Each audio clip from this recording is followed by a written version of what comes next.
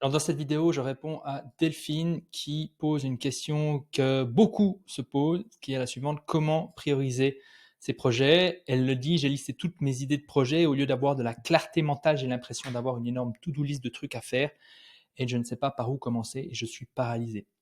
Comment choisir par quel projet commencer? Combien de projets commencer en même temps? Donc ma réponse, elle se fera en 2 temps. Donc comment prioriser? En 2 temps. Déjà, comment choisir par quel projet commencer?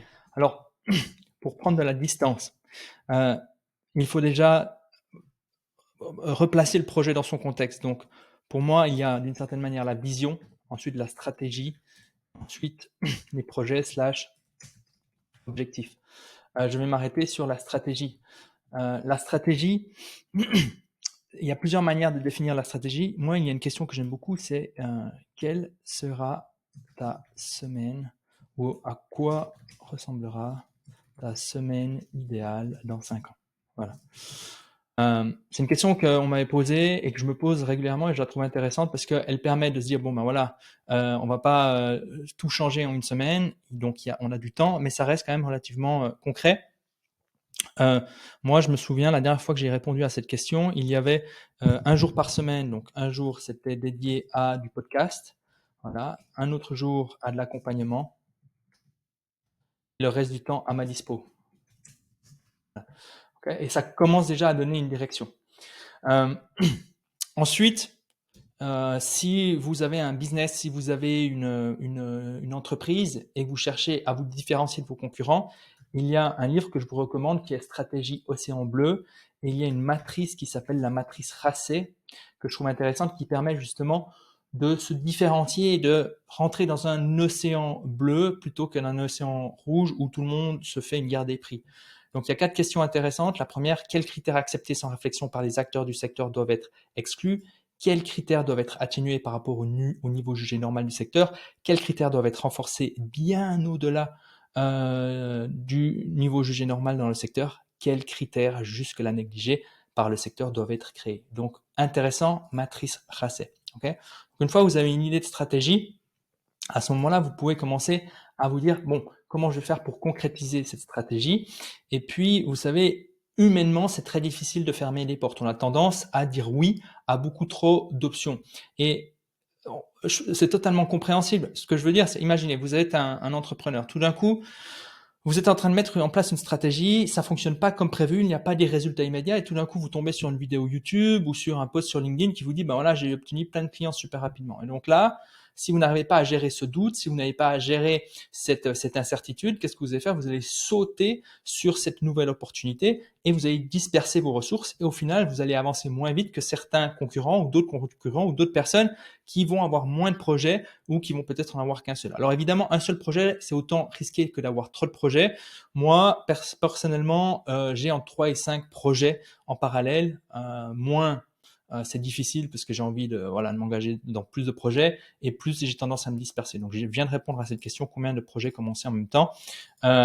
Et à proprement parler, commencer en même temps, je dirais un seul projet à commencer en même temps, c'est-à-dire que si vous avez 5 projets, projet 1, projet 2, projet 3, projet 4 et projet 5, il y a une simple règle qui est très simple, c'est: je ne démarre pas un nouveau projet tant que je n'ai pas terminé un autre projet, ou tant que je n'ai pas abandonné ou renoncé ou mis sur pause, peu importe les mots que vous utilisez, un de ces projets. Et après, si vous faites que de commencer sans terminer vos projets, alors là, il y a un autre problème. Et ce que je vous invite à faire, c'est, sous cette vidéo, il y a un cours encore gratuit qui s'appelle comment commencer et terminer vos projets sans vous disperser grâce à la méthode des 4P. Le lien est sous cette vidéo. Voilà. Donc, projet objectif. Maintenant, il y a plusieurs manières de définir quel est le projet, l'objectif qui fait le plus sens. Le plus intéressant est d'avoir un mentor, un coach, une personne qui est passée par votre situation et qui va pouvoir vous aiguiller, qui va pouvoir vous poser des questions. Mais si vous n'avez pas un mentor, un coach sous la main, vous pouvez lire des livres, regarder des vidéos, avec évidemment le piège de tomber dans la surconsommation d'informations et de commencer à ressentir cette paralysie qui est typique de la surconsommation d'informations. Donc, moi, il y a une question que j'aime bien, c'est: qu'est-ce qui m'inspire? Vous avez votre liste de projets, qu'est-ce qui m'inspire le plus maintenant? Ok. Ensuite, une autre question que je trouve intéressante, c'est je suis prêt à faire les sacrifices pour avancer sur ce projet. Okay. Dès demain. En fait, dès demain, parce que vous dites oui à un projet, forcément, il y a quelque chose dans votre journée qui va passer à la trappe. Chaque fois que vous dites oui, dans une journée de 24 heures, forcément, il y a un non. Et ce non, c'est intéressant de le rendre explicite plutôt que de le garder implicite. De vous dire, OK, ben, je vais peut-être regarder moins de séries Netflix, je vais peut-être moins lire, je vais peut-être passer moins de temps avec ma famille, je vais peut-être faire moins de sport, etc. etc. Mais c'est important ensuite de vous dire, est-ce que je suis prêt à faire ce sacrifice? OK. Et ensuite, il y a une question que je trouve intéressante. Est-ce que je vais la retrouver? Domaine, business, non. Je vais essayer de la retrouver. Ensuite, question. Ça serait bien que j'écrive juste business. Question. Différente. Ok, alors, je la trouve pas comme ça. On va aller à la mano. À la mano. Tac. Et ici, il y avait une question que j'avais posée dans la masterclass que je trouvais intéressante. Et cette question, elle est ici. Voilà. Si toutes les performances de mon business restent les mêmes qu'aujourd'hui, quel domaine aurait le plus grand impact positif? Ok.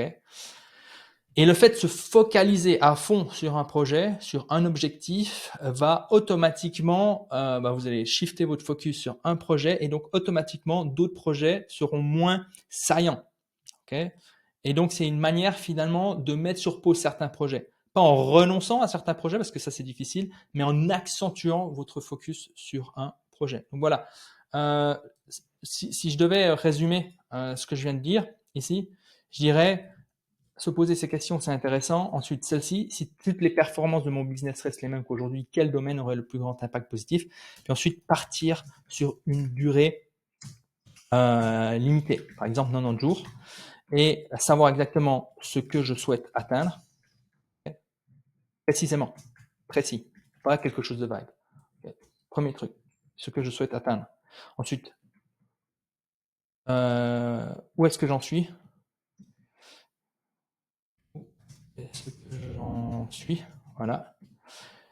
Et donc avoir finalement le plan, donc trajectoire souhaitée, c'est-à-dire la planification. Hein. Ensuite, où est-ce que j'en suis, afin de voir si je dois corriger le tir avant d'arriver à destination. Bon, je suis allé un petit peu plus loin avec la question posée par Delphine, mais de cette manière, ça vous donne déjà un axe de travail. Les livres à lire, Stratégie au crayon bleu, mal. Ça, c'est plus pour la partie stratégie. Et puis voilà. Si ensuite vous voulez commencer et terminer vos projets sans vous disperser, il y a, je le rappelle, un cours qui se trouve dans la description de cette vidéo. Et puis on se retrouve prochainement pour une nouvelle vidéo.